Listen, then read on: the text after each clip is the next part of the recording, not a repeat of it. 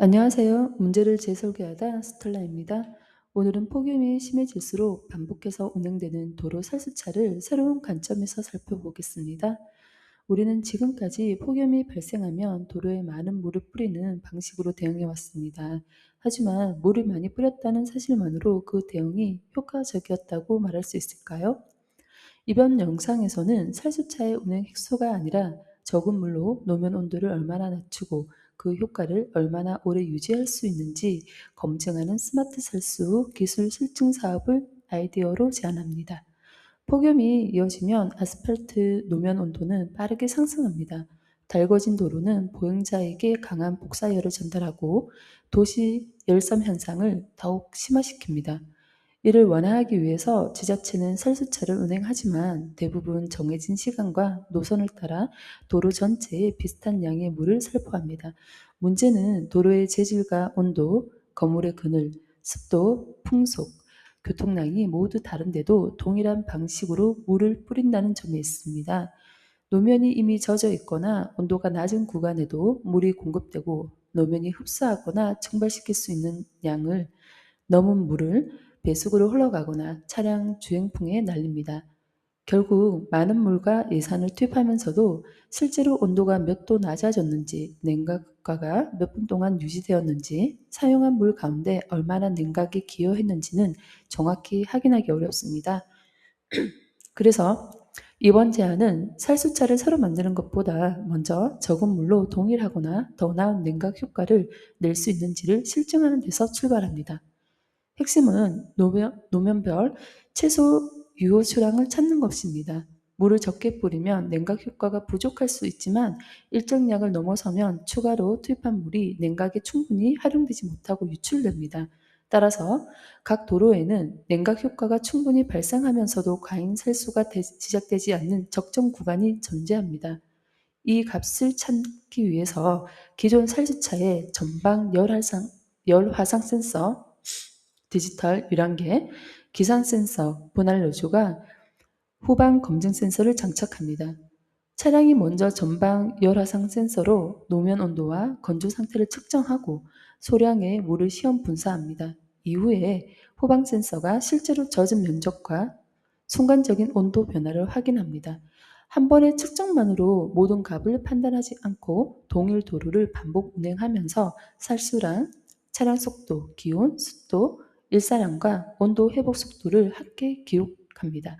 이 데이터를 바탕으로 일반 아스팔트, 노포장, 차율 포장, 보수성 포장 등 도로 유형별 최소 유효 수량을 학습합니다. 살수 방식도 달라집니다. 기존처럼 차량 폭 전체에 한 번에 많은 물을 뿌리는 대신에 열 화상에서 고온으로 확인된 영역의 노즐만 선택적으로 작동합니다. 그리고 많은 양을 한꺼번에 공급하지 않고 얇은 수막이 형성될 정도의 물을 여러 번 나누어서 공급합니다. 노면이 마르기 시작하고 온도가 다시 상승하는 시점을 예측해서 다음 살수량과 운행 시각을 결정합니다. 이러한 폐쇄루프 방식은 진단, 시험 분사, 반복 학습, 정밀 분할 살수, 후방 검증과 재살수 예측으로 이어집니다. 하지만 냉각 효과만 높아서는 안 됩니다. 도로에 물이 남으면 자동차와 이륜차의 미끄럼 위험이 커질 수 있습니다. 따라서 습윤, 노면 미끄럼 저항, 잔류 수막 두께, 배수 시간, 횡단보도와 맨홀 구간의 안정성도 함께 시험해야 합니다. 교차로 커브, 경사로 터널 입구 출입구와 배수 불량 구간에서는 살수를 자동으로 제한하거나 중단하는 안전 기능도 필요합니다. 지생수를 사용할 경우에는 소원별, 법정, 세척, 살수, 용수, 수질 기준을 확인하고 물방울이 공기 중에 오래 머물지 않도록 노면 도달형 제어 에로졸로 분사를 적용해야 합니다. 차량에 설치되는 카메라는 노면 분사에 필요한 범위만 촬영하고 얼굴과 차량 번호는 즉시 비식별 처리합니다. 튜닝 승인 대상에 해당하는 장치는 사전에 검토하고 필요한 경우 승인과 검사를 거쳐야 합니다. 실증은 단계적으로 진행합니다. 먼저 시험 도로에서 살수량과 온도 저감 관계를 확인합니다.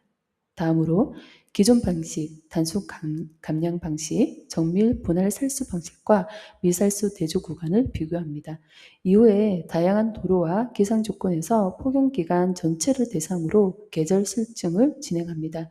이 과정에서 동일한 냉각 효과를 유지하면서 물 사용량을 얼마나 줄일 수 있는지, 냉각 지속 시간은 얼마나 늘어나는지, 비상가 유출은 얼마나 감소하는지 검증합니다. 성과는 운행 횟수가 아니라 물 1톤당 냉각 면적 보정된 온도 저감폭과 유효 지속 기간으로 평가합니다. 다만 노면 온도가 낮아졌다고 해서 보행자 높이의 공기 온도도 같은 폭으로 낮아지는 것은 아닙니다. 따라서 노면 온도, 지상 공기 온도, 평균 복사 온도와 보행자 열 쾌적성을 각각 분리해서 평가해야 합니다. 해외 연구에서도 열화상을 이용해서 노면의 건조 시점을 감지할 수 있고 살수량과 주기를 조정하면 물 사용 효과를 높일 수 있다는 가능성이 확인되었습니다. 그러나 대부분 고정된 시험 구간이나 실험실, 도시기후 모델을 중심으로 진행되었습니다. 이번 실증은 이런 연구 결과를 실제로 이동하는 기존 살수차에 적용하고 반복 운행을 통해 도로별 최소 유효 수량을 학습하며 냉각 효과와 교통 안전을 동시에 검증한다는 점에서 차별화됩니다. 실증이 끝나면 그때부터 플랫폼 구축이 시작됩니다. 검증된 데이터를 기반으로 도로별 권장 살수량, 재살수 시점, 차량 배차, 재생수 사용량과 냉각 성과를 관리하는 운영 체계를 구축합니다. 한국에서는 폭염과 미세먼지, 재생수 활용을 연결하고 중동에서는 물 부족과 재생수 효율을 중심으로 적용할 수 있습니다. 인도에서는 폭염과 미세먼지 저감 효과를 함께 측정하고 호주에서는 광산 운반도로의 먼지와 과다 살수 위험을 관리할 수 있습니다. 남유럽에서는 살수와 차열 포장, 그늘, 녹제 효과를 비교하는 도시 열환경 관리 모델로 확정할 수 있습니다. 차량은 현지에서 생산하더라도 한국은 정밀 제어 모듈, 국가별 학습 모델, 성과 측정, 보고, 검증 체계와 운영 서비스를 공급할 수 있습니다. 이렇게 되면 살수차를 판매하는 사업이 아니라 물과 냉각성을 검증하는 국가 맞춤형 열 환경 관리 기술을 수출하게 됩니다. 폭염이 심해진다고 해서 물을 무조건 더 많이 뿌리는 것은 정답이 아닙니다. 중요한 것은 도로가 실제로 필요하는 양을 찾고 필요한 장소와 시간에만 정확하게 공급하는 것입니다. 이번 제안은 기존 살수차를 많이 뿌리는 장비에서 적은 물로 동일 이상의 냉각 효과와 안정성을 결정하는 기술 체계로 전환하는 사업입니다. 먼저 기술과 안전성을 실증하고 검증된 데이터를 통해서 운영 기준과 플랫폼을 구축하며 이후 국가별 기후와 수자원 환경에 맞는 수출 모델로 확장하게 됩니다. 운행 횟수를 성과로 관리하던 방식에서 벗어나서 물 1톤이 실제로 만들어낸 냉각 효과를 관리하는 것. 이것이 폭염 대응과 물 절약을 동시에 해결하는 스마트 살수의 새로운 기준입니다. 지금까지 문제를 재설계하다 스텔라였습니다. 감사합니다.